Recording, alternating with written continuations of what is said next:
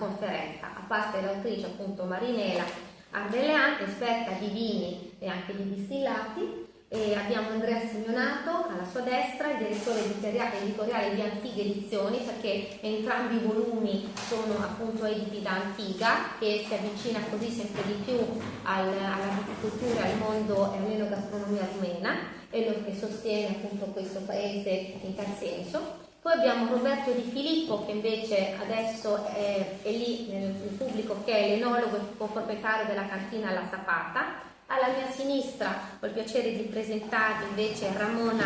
Chiaric, ecco, di tu il cognome perché la pronuncia non è facilissima, che è il capo della rappresentanza della Commissione Europea a Bucarest. Siamo molto contenti che appunto sia venuta a trovarci. E poi abbiamo Roxana Badescu, che è lei, è la PR manager di Gilbey, la pronuncia è corretta, che è una cantina molto famosa e prestigiosa della Romania, tra l'altro è all'interno di una location magnifica perché è un castello che poi è anche stato trasformato in relè, dimmi se sbaglio, è un 5 stelle, quindi diciamo che è